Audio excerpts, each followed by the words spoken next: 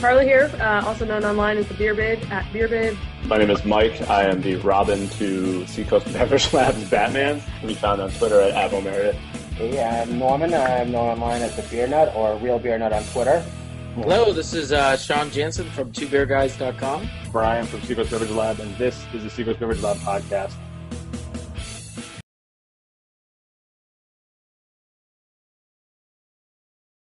Hey, what's going on, everybody? Do not adjust your dials. It is Thursday, but we are going live tonight for the Seacoast Beverage Lab podcast. Very special guest to get to in a second, so we're going to cut to the chase. I'm Brian from Seacoast Beverage Lab. Thanks for watching and listening. And I'm drinking the Sierra Nevada Pale Ale, the old big boy style, coming at you 24 ounces. And big reason for why we're all sporting the Sierra Pride. But Carla, what's going on? Carla, we can't hear you. Carla, you're muted. Sorry, my bad. That's all right. I sneezed a moment ago, so you didn't want to hear that. My name's Carla Companion. I write for the blog called thebeerbabe.com since 2007, and I also write a blog for the Portland Press Herald. I am drinking Sierra Nevada Torpedo tonight. Nice. Mike, what's up? My name is Mike Meredith, @Meredith on Twitter. Tonight I am also drinking the Sierra Nevada Pale Ale Big Boy, yeah, it's going down real smooth. So. Awesome. Hi, Norman Miller, Metro West Daily News, Real Beer Nut Online, and I'm also drinking a Big Boy, but tonight's Sierra Nevada Torpedo. Awesome. And there, folks, there's a huge reason why we're all drinking Sierra tonight. Very special guest, CEO of Sierra Nevada Brewing and author, could we say New York Times bestseller? Not yet, but it will be. Ken Grossman of the Beyond the Pale. How's it going, Ken? Going great. Nice to meet all you guys. What are you drinking anything today? I'm having a Flipside myself. Oh. Nice.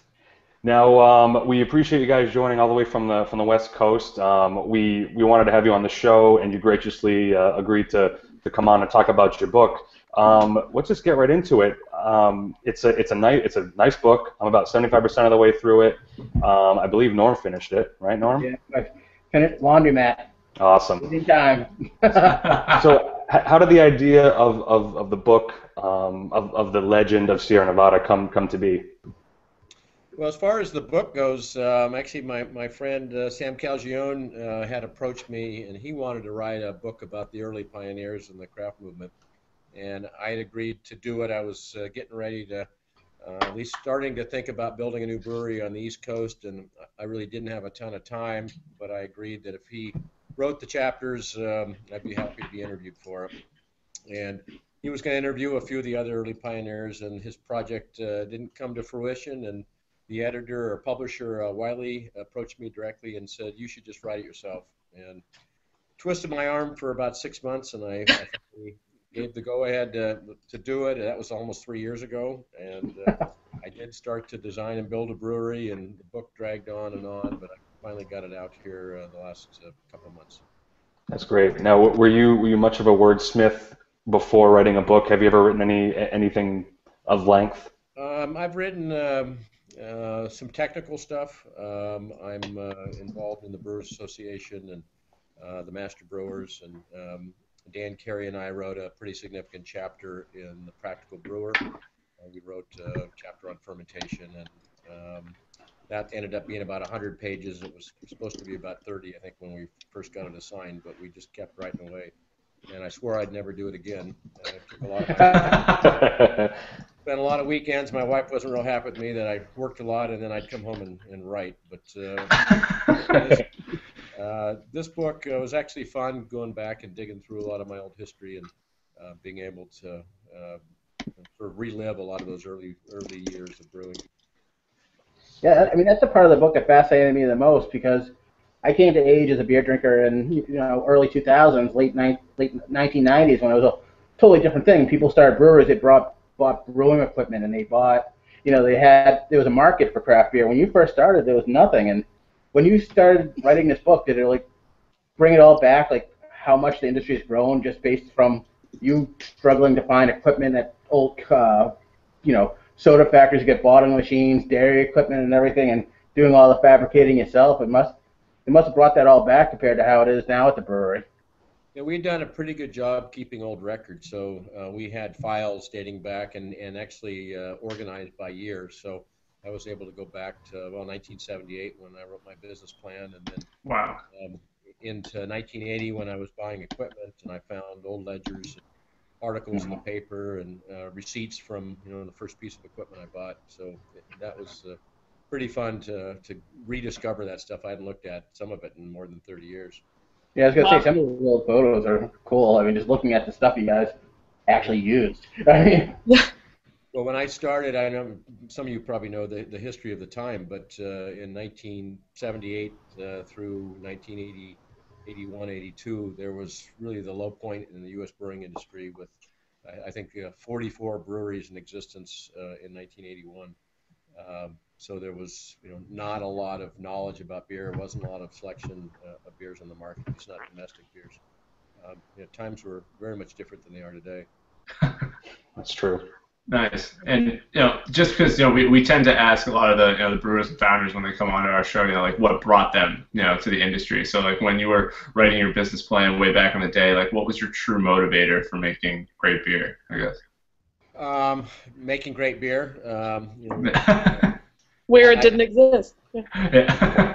I came from a home brewing background, so a little bit of my history. I started home brewing around 1969, back in the days when home brewing was really not very sophisticated, and people were basically making cheap beer, high alcohol, lots of sugar, and not a lot of information about how to make great beer at home. And I moved up to Chico in 1972 and continued to home brew, and then a few years later, I opened my own homebrew supply store when I really wanted to, one, source great materials, and also really refine my brewing science and brewing art. So I ran a homebrew shop for a couple of years, and then when I had the idea to go commercial, sold the homebrew shop, and started to write a business plan. But it was really because we felt there was a marketplace. There wasn't a lot of interesting beers being produced, and I had a pretty strong passion for making beer.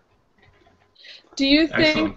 Oops, sorry. No, Do you think that there are lessons, that you've learned over this long period of time that can help some of the new, young, fresh out of the box brewers today?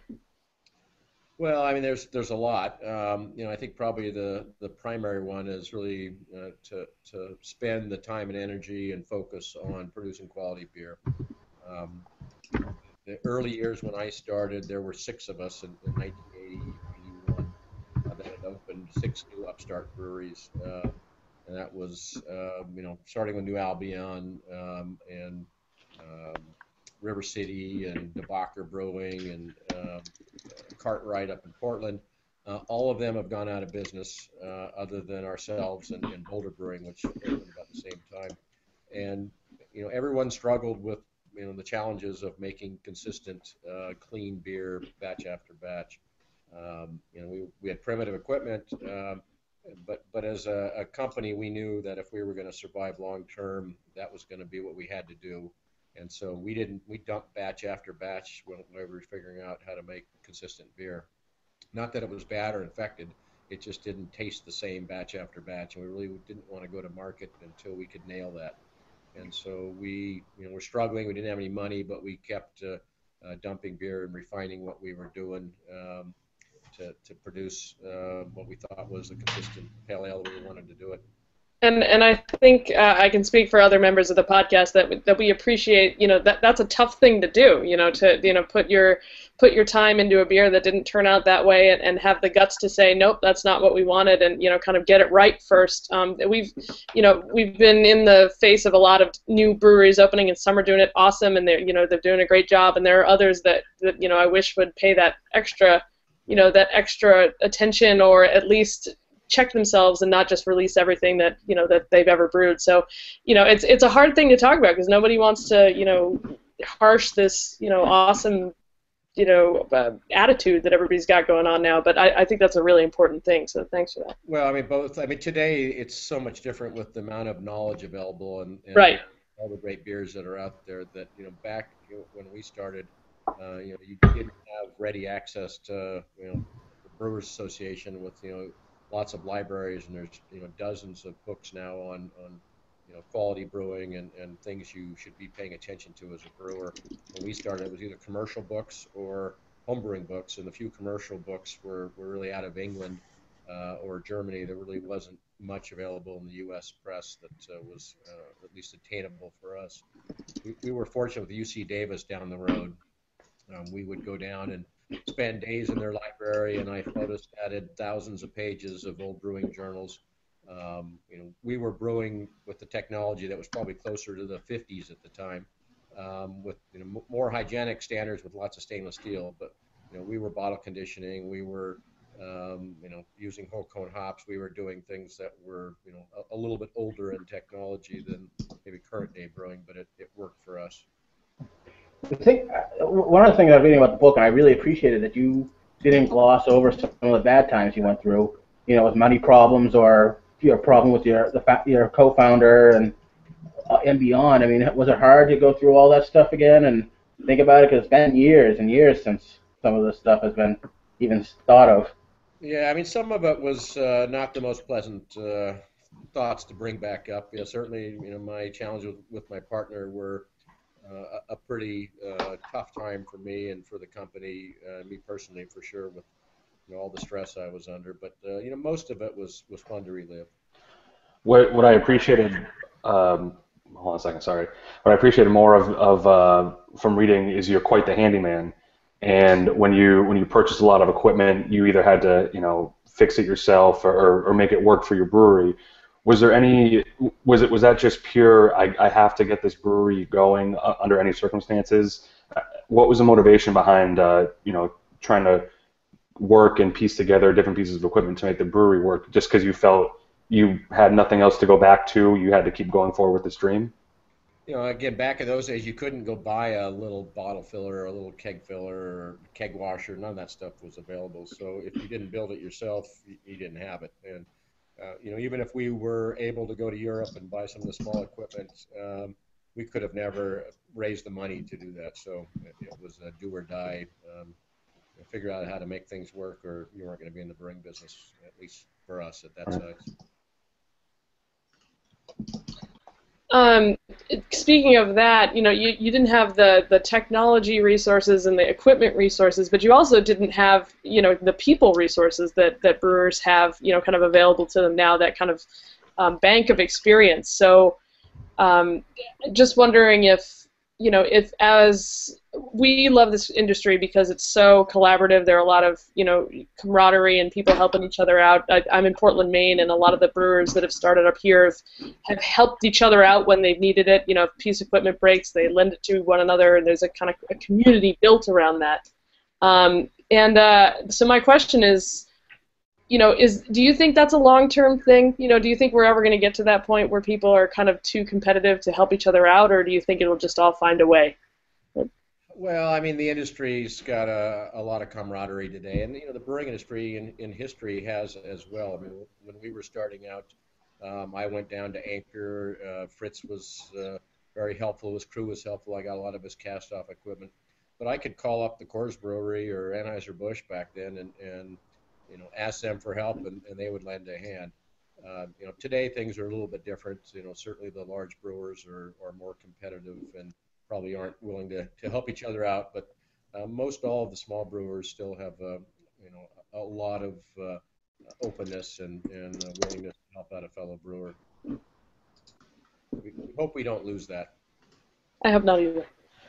So we can fast forward a little bit from the book, and we can get back to other questions if the chat room has any in a bit. But why don't you start talking just a little bit about North Carolina and how that came about, and obviously it's taken up a lot of your time currently, I'm sure. Yeah, I'm out there every other week. We're actually we brewed some batches of beer. Oh, great! Nice. I brought some here to taste. I don't know if you guys had a chance. I've got Vinny from Russian River here. Popped into my office. Oh, Hollywood. What? Double. Hey! I just emailed Vinny last week. Two 10-barrel batches. Awesome. They had to call me in because they were fixing their mill on their big brew house. We needed Vinny to help us out. So without Vinny, we wouldn't be making beer today. Friend indeed. Look at that. That's great. Raise a glass to that. Cheers. Cheers. So, Vinny, what are you drinking right there? I've got the Flipside, the red IPA. Ooh, Nice. nice. I mean, Ken, can you talk a little bit about that beer before we go into North Carolina? Because that's new to the shelf out here. Yeah, it's something we came up with. We were doing Tumbler in this season, and we thought we wanted to experiment a little bit more with another IPA style, and came up with this. We did sort of a split seasonal, so we had Tumbler out early, and then went to Flipside, which is a bit of an amber IPA that's got a bit of nice hop character to it. Awesome. And we left you some stout. All right. Yeah, I was just saying I brought our original stout recipe from the first batch I brewed in 1980. Oh, wow. We brewed the same recipe in North Carolina 2 weeks ago, and That's awesome. out to sample, and Vinny had a chance to try batch number 1 out of the brew house in North Carolina. Nice. Wow. Roasted. It was a little smoky. Nothing off at all. Yeah. There was several of us tasted it, and it was pretty cool. Yeah, it was clean, and I was a little surprised. We hadn't had any intention of even probably tasting it when we first brewed it. We just wanted to make sure all the systems worked. But we fermented it, and Scott hit all his specs, and I was impressed for all the problems he had trying to get the first batches through. Took a picture of me drinking it and sent it to Brian. Saying something to the effect of drinking all your hard work from your brewery at your brewery. So, anyways, I'm on a personal note. I'm pretty proud of Brian for all his hard work that he's pulled off in North Carolina. I'm looking forward to seeing. Yeah, the brewery is coming along pretty amazingly right now. We've made huge strides. We actually brewed beer without the roof on the brew house because it wasn't quite ready yet. The roof is going on this week. It's a big cool ship in that You got used to brewing outside when you first started the brewery, didn't you? That's right, yeah. Yeah. Like old times. Okay, thanks, Vinny. So we're getting close to having the building buttoned up. Fermenters are in place. Packaging line's pretty much all done. We're doing some fine tuning on the brew house. We're still building things like offices. The restaurant won't be built till the end of next year. But we're getting close, and by the end of this year, we'll certainly be making beer in North Carolina. That's exciting. North Carolina. Oh, I'm sorry, Mike. I was wondering why you picked North Carolina, because you're not the only ones who picked North Carolina. I'm just wondering why North Carolina seems so attractive to you and other brewers who decided to expand. Well, the Asheville area is really a craft brewing mecca for that part of the southeast. There's I don't know, 14 breweries now, or 15 breweries in the region. It's got a lot of the same qualities that drew us to Chico. It's got mountains, it's got rivers, it's got great hiking and biking. It's got a fun, eclectic community. There's a lot of similarities with a West Coast city, and you don't find too many of those in that part of the South. You don't. How's the new location been received by the area and everything? I'm sure you guys have been really excited to get that up and running and everything, and I'm always curious to see how it's perceived by the community. So. Super positive. Yeah, I can't say enough good about how we've been treated out there. We've had great cooperation from all the city officials, building officials. We've hired a lot of people. We typically the last few months would have 250 to 350 people working on the project. So wow. It's been a huge shot in the arm for employment in the area. And we tried to hire as many local people as we could. So nothing but positive coming out of the community. That's awesome. Now, I have a chat question, which might be jumping ahead, might not be, but it doesn't really matter because we got some excited beer drinkers in the chat room right now. My dad being one of them, big fan. He's currently having a Flipside right now, but he has a question. He's asking, what beer do you see as the next big thing, the next rage, as it were? Style or beer? Style. We'll say style. After IPA, obviously right now IPA is sort of the hot style. We've talked a lot. A lot of brewers they love the IPA styles, but having sessionable beers that are drinkable and something that you can have more than one or two, and they aren't the shock and awe hop bombs. I think those styles have a place, and our pale ale, we feel has been so well received all these years. We're still growing. We're about the only flagship brand that's continued to grow because we think we make a very drinkable beer. And when our pale ale came out in 1980, it was considered a hot bomb back then. And today it's considered more of an entry-level pale ale rather than a strong IPA. And it's really continued, I think, to bring people back to that style. So our hope is that balance and sensibility will be there in the future, and people will obviously still want to have a hoppy, very hoppy beer or a sour beer or some of the other styles. But I think having beers that are sociable is also important. Nice. Getting back to North Carolina, I was just wondering what's the capacity going to be there, and how much does that add to you guys? What's your capacity going to be between the two breweries now? Chico is fully maxed out right now. We're brewing 24/7. We really can't make any more beer. And when we had problems with our mill today, not just this beer we're not going to sell this year. We're at just about 1 million barrels a year out of Chico. Oh, wow. North Carolina brewery. First phase is about 350,000, and depending on what brand mix we're doing, might be 300, it might be 375, but somewhere around there. And the brewery's been designed to double that, so we can go to about 750,000 barrels in the future. And Jeez. all the infrastructure is in place, so we just need to add fermenters to expand capacity. Oh, wow. And you guys are going to be brewing the same styles, but on each coast. But is North Carolina going to basically serve this half of the country, and California the other half of the country? Is that how it's going to work, or? We're set up to brew anything we brew in Chico, other than we don't have a cork finish bottling line there. We have a small little specialty bottling line in Chico where we can do cork finish bottles, and we don't have that at this point. And we don't have a canning line out there, but we've left room for those projects in the future. We've got open fermenters in North Carolina. We're putting in a couple of them, a couple 200-barrel open fermenters, and then we're also going to be building a small research brewery or pilot brewery out there as well. So we'll have a 20-barrel brew house, some more open fermenters to do some certain styles of beer. But we'll be able to do our full range of beers that we do in Chico. And I just want to make sure you understand the words that you're saying, because you started years ago, and now you just dropped a number of 750,000 barrels. Has that sunk into you yet, that you have gone from where you were years ago to right now? Has it all set with you? No, I still think I'm brewing 10-barrel batches with 5-gallon tubs of grain.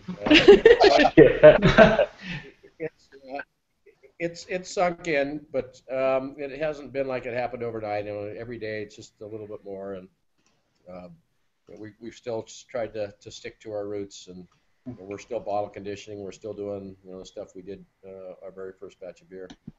Do you still get your hands dirty and go out and brew sometimes down at the brew house, or do you? I get my hands dirty a lot. I don't go down in production brew, but I'm definitely involved in. I was up in Yakima 2 weeks ago buying hops. I do that every year. Oh, wow. I still meet with barley farmers, and I'm actively involved in the raw material side of what we do. I'm definitely still involved in the engineering and design of the brewing side. Nice.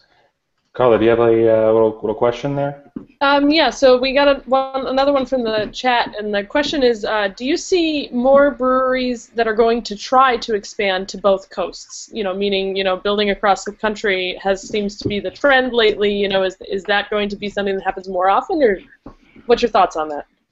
Yes, a bunch of people are doing it right now. So, we're just, I think part of the progression of what's happening in craft brewing. For us, we were very early on a national or semi-national brand. Even in our earlier years, we shipped a little bit of beer to the East Coast. Washington, D.C. was an early market for us. We had a a wine drinker and aficionado who would go to the Bay Area and pick up, go to Napa, pick up pallets of wine, and he'd swing by Chico and pick up a pallet of beer. And he had a small wine shop back in D.C. I think we started selling beer in D.C. in '83 or '84. So we were on both coasts, and the transportation aspect of shipping beer cross country. One, it's it's a little hard on the product. It's agitated, and we ship all our beer refrigerated. That's something that we've been doing for almost our whole existence, spending the extra money to refrigerate the beer from when it leaves Chico. But it's costly to do that, and our transportation costs are $5 a case to get our beer to some markets. But Wow. the energy that's involved, there's a lot of costs involved, and so for us, being able to brew on the East Coast and cut down a week of transportation as well as save the energy and dollars just made sense for us. Cool. I have a question from one of our Twitter fans, J. Timothy's Tavern. He has a question. What do you think about all the talk about there possibly being a craft beer bubble right now? Ooh. Do you think, because I think the last number I heard that there's an average of 3 breweries a day opening in the United States this year. So I'm just wondering, do you think they can support that, the industry and craft beer drinkers? Three breweries a day may be a little bit Optimistic. That's a lot. Yeah. Well, it was like over 1,000 in planning or something like that. So. 8 breweries a minute in the United States. More than one a day, from what I've heard, which is still a lot.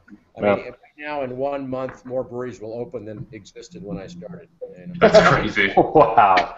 Yeah, there's currently more breweries in Maine that existed than when you started. So. Yeah. I don't really think we're looking at a bubble right now. Obviously, not all the breweries are going to survive, and the pace cannot continue at the pace it's going right now. I mean, you do the math, and if it continues for another 3 or 4 years, it's just an unsustainable growth rate. But I think there's opportunities, and a lot of these breweries are small breweries distributing maybe in their neighborhoods. There's a lot of nano breweries that are part of that, and I think that's a fun aspect of our business, is that the local and small brewer can survive in today's marketplace. Couldn't have happened when we started, I don't think. There wasn't enough awareness, or certainly weren't enough customers that wanted to drink craft beer back in the 80s. But I think it's here to stay, and I don't know that I would call what's happening a bubble. There will be some breweries that fail, no doubt. Especially brew pubs that you got to run a good restaurant and you got to make good beer. Those are challenging businesses, but there's going to be a lot of survivors. And I think could there be 5,000 breweries in the U.S. in 5 years that are doing well? Very possibly. Do you think it's better if they spread out from a certain area? Meaning, I look at breweries that stay where they are. It's kind of like a destination. So would you see it better if there were more breweries just kind of spread out, or hitting the major cities? Well, I mean, you gotta fish where the fish are, and if there's not beer drinkers who want to drink craft beer in the middle of North Dakota, building a bunch of breweries there, a few breweries, isn't going to be a good business plan. There are hubs around the country now that really have a lot of great breweries and a lot of customers who are looking for what the breweries are producing. So we see areas in the Northwest where more than 30% of the beer being sold is craft beer, and the U.S. average is it's approaching 8, maybe right now 8%. When I started, it was 1 or less than 1%. So times have changed, and maybe someday there'll be 30% of the beer drinkers in North Dakota drinking craft beer. I don't know. Makes sense. So I've got another Twitter question for you, and it's from Rye Parcell at Rye Parcell, and it is, what does it feel like to have one of the quintessential examples of a pale ale in your lineup? Did you envision yourself setting the standard? I don't know that we envisioned much back then, other than let's make a beer we love to drink and what other people like too. Our thinking back then is we wanted to create a pale ale that wasn't an English. Well, we had to brew ales just due to our low level of technology. We couldn't carbonate, and couldn't make lager beers. We didn't have some of the equipment to do that. So, in our mind, we wanted to make a distinctive product that was an American Pale Ale. So we chose American hops that we thought were, unique at the time. There weren't a lot of hops, not like today, but we picked, Cascades, and we, used a lot of hops and a lot of late kettle edition hops. And our thought was, let's make something that sets us apart from the crowd and something that we knew we could master. And I think we came up with a great beer, and it's continued on to this day to be pretty successful. Cheers. I was just wondering now, like, obviously with all the breweries, we keep talking about the tons of new breweries keep opening up. You always hear about, this brewery everyone wants to get beer from this brewery, everyone wants to get beer from this brewery. Yeah, especially Russian River, everyone wants that stuff. But just wondering, like, how you guys stayed so popular over the years. You continue to grow, even though you guys have been around since before some of the people on this show have been born. Yeah, me included. Yeah. So I'm wondering why do you think you keep growing, and how do you stay so popular after all these years? Well, again, we've really stuck to our original roots, and we still use all whole hops. We still bottle condition. I think we're the largest bottle conditioning brewery in the world now, maybe. So we're doing things the way we did it, and we think we make beer that's consistent and clean and enjoyable to drink, and we've just kept a loyal following because of that. Great. Now we want to ask you about your lineup, right, Carla? Yeah, so what I wanted to ask was, obviously I think most people watching this are going to be familiar with Sierra Nevada and at least your Pale Ale and some of your awesome, year-round releases, but I just wanted to know if you could give kind of like an overview of your lineup and or if there's anything special coming up that, people should look out for, in terms of, what they should be looking at. Well, I invite everybody to come to Chico because when you're at the brewery, you can get dozens of beers that you won't see very many other places. And we're actually opening a tasting room in Berkeley. I just got poured a narwhal. Nice. Ooh, yep.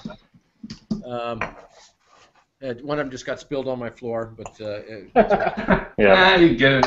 Yeah. Someone drinks it off the floor anyway. Right. But we produce really a pretty wide range of beers. They'll typically be 15 different beers on tap here at the brewery, and a lot of them aren't widely distributed. But we've started the High Altitude series, which is what this narwhal is from. And it's Optimum, and it's Bigfoot put in that series, and Narwhal, which is a big stout. Love Narwhal. We've got our old lineup, which is Pale Ale, Porter, Stout. We've been doing those for years. We've got Keller Weiss out. We've got a seasonal range, which is Celebration and Summerfest, and I talked about Tumbler and Flipside. And we're always experimenting, and we've got beers we're doing with our local monastery up in just north of here. Oh, cool. Doing the Oval of Beers for a number of years, and we're doing a whole range of those this year. So if you go to our website, you'll see what we've got in the works. We're doing some different IPAs next year. We've got an IPA pack that's coming out next year. So just keep looking. We're going to keep creating new styles and different beers in the future. Great.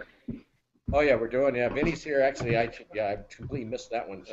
We're doing a beer camp across America next year. Oh yeah. 12 breweries and 12 collaboration beers. So that's wow. A very fun project. When does that start? Yep. Excuse me? When does that start?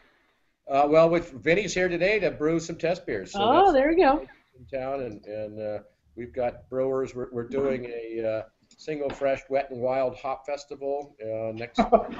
And, oh man, I'm taking next week off. Coming to that. That sounds like fun. We're having a lot of brewers here for that, and we'll do a round table and figure out what beers we're going to be brewing in that 12-pack. Awesome. That's so cool. I just have a comment more than a question. I've noticed more and more every time you guys put out a new beer that the artwork that you guys have, don't laugh, Norm. Norm laughs all the time because I always notice like the detail in these things. Like the artwork that's for example, like in Flipside or Ruthless Rye, it's so in depth and it's just beautiful. I'm it's just I have to say, it's so great because like, and my a good friend of mine, Pat, he's a graphic designer, and every time we go to Cappy's, which is a local store out here, and we see your beers, like he always stops and he marvels at it. He's just like the detail that goes into this is unbelievable. He should be buying it, not just marveling at it. Oh, he does. We buy it. Trust me. I'm like, support it. Don't just stare at it. But no, it's something that just adds to the experience, I think, because like I've seen certain logos and certain artwork in certain beers that you're just like, yeesh. Yeah. We've been hiring, like as you do, rock posters to do some of them, we have an in-house graphics person, and he designs a lot of them himself. But occasionally he'll go out and find somebody who he's a old rock music guy, and some of ours are old rock poster guys. That's cool. Awesome. And it's tradition here on the podcast where we always ask, our guests, we call it the moment of Zen. If you could offer any certain advice to people starting a brewery, currently in a brewery right in the brewing community right now, what would you bestow upon them? Well, I mentioned the quality thing. I think that's really, you can't, good enough is never good enough in brewing, in my opinion, and that's been sort of our mantra. And I know Vinny's got the same approach. We're always learning. We're always looking at what we're doing operationally and quality-wise, and trying to make that incremental improvement in what we're doing. So we're continually studying best practices. We're doing a lot of research. We've got an R&D brewery, and so we look at the nuances, things like bottle cap liners, or how to do a better job of dry hopping. It's an ongoing exploration for us, and I think all brewers should really look at their art as something that there's always a little bit of room to move the needle forward and improve on what you're doing. Excellent. I guess we'll take that answer, and if anyone does not like that answer, they can take it to the Twitter boards. But anyway, Ken, we appreciate your time, and we know Vinny's sitting there. You guys are going to go share a pint, but again, one more time, Beyond the Pales in stores now, Amazon, Barnes & Noble, any beer gift shop should have this, and if you don't, start selling it. But it's tradition that we want to raise a glass to you guys and Sierra Nevada, and we really appreciate you coming on, Ken, and we look forward to more of your beers. So cheers. Thank you very much. Cheers. Cheers. Cheers. All right, we'll see you soon, Vinny, now that you can probably hear us. Yeah, now you're going to be calling. I'm expecting an email. All right. Okay. You got it.